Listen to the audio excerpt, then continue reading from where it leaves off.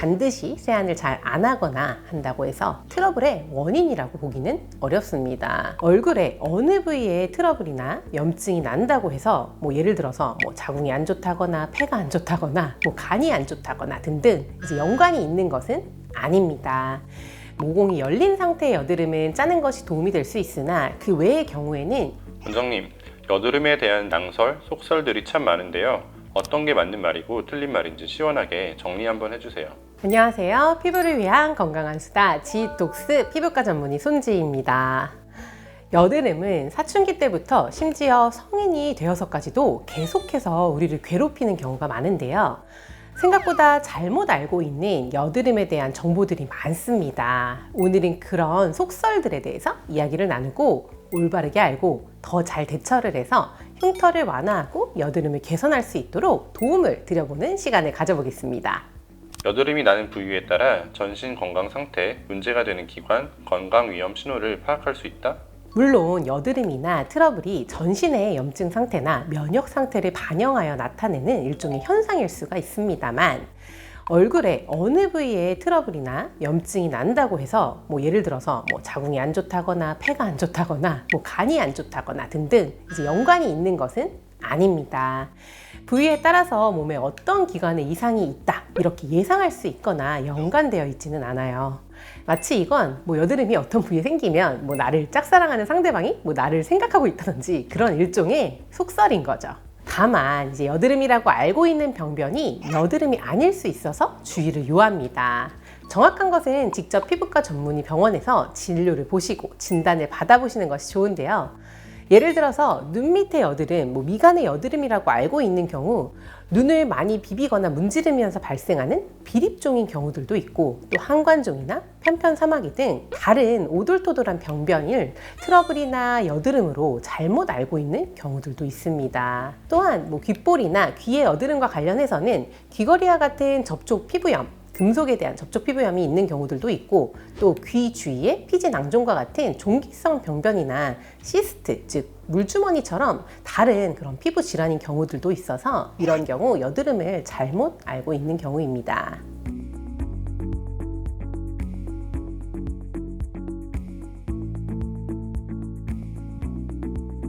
얼굴이 더러워서 잘 안 씻어서 여드름이 난다? 세안을 제대로 하지 않으면 당연히 모공에 노폐물이 남아서 피부 트러블이 생기기 쉬운 건 사실입니다. 그렇지만 사실 반드시 세안을 잘 안 하거나 한다고 해서 꼭 여드름이 유발된다거나 트러블의 원인이라고 보기는 어렵습니다. 오히려 세수를 자주 하거나 또 과도하게 세안을 해서 여드름을 악화시킬 수도 있는데요.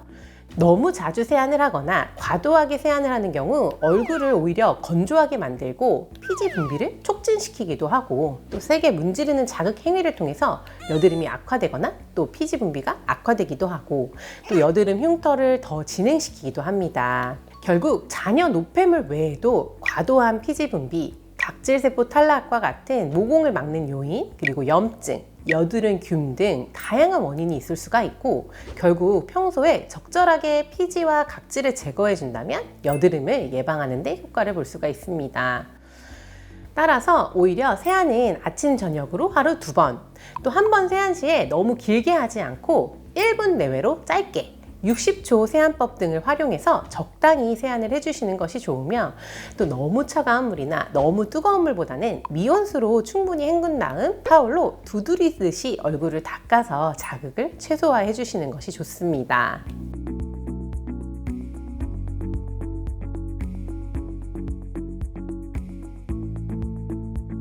초콜릿을 먹으면 여드름이 유발된다? 기름진 고기를 많이 먹으면 여드름이나 트러블이 유발된다?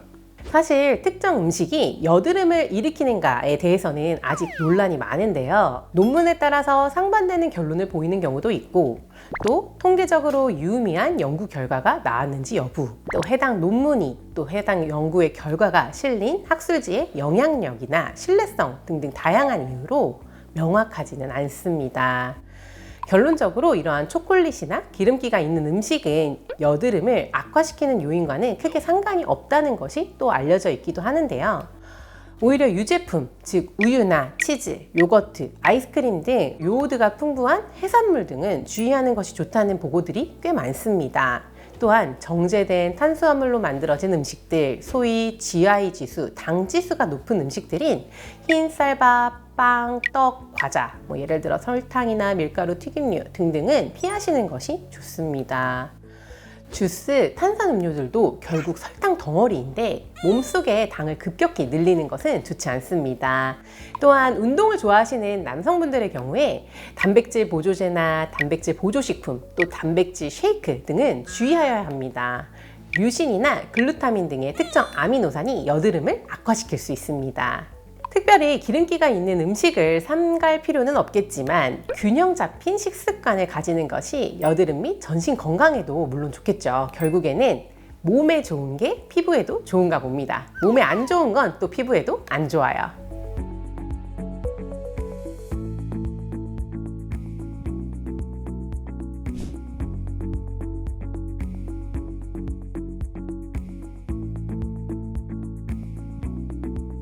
화장품 잔여물이 모공을 막는다?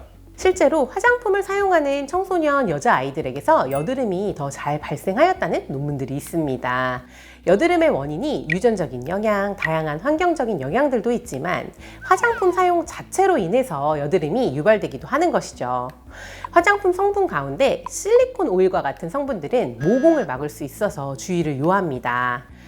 다이메치콘, 디메치콘, 사이클로메치콘, 페닐 트라이메치콘, 세테아릴 메치콘 등등 실리콘 및 실리콘 유도체 성분들은 발림성을 좋게 하기도 하고 또 외부로부터 자극 요인을 차단하는 그런 장점들도 있지만 거꾸로 내부에 좋지 않은 물질들을 가두어두는 역할을 하기도 합니다.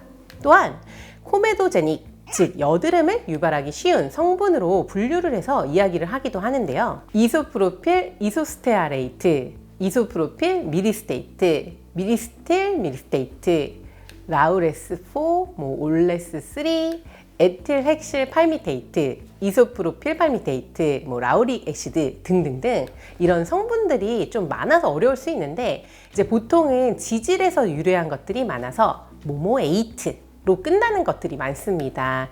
특히 모공을 매끈하게 보이도록 만들어주는 화장품들, 예를 들어 프라이머라든지 파운데이션, 비비크림들 중에서 이런 것들은 사용 후에 제대로 클렌징을 하지 않는 경우 모공에 남아서 모공을 막기가 쉽습니다. 반면 이제 여드름을 잘 유발하지 않는 성분인 넌 코메도제닉 성분 표시가 되어 있는 제품들을 사용하면 여드름이 악화되는 것을 막을 수 있습니다.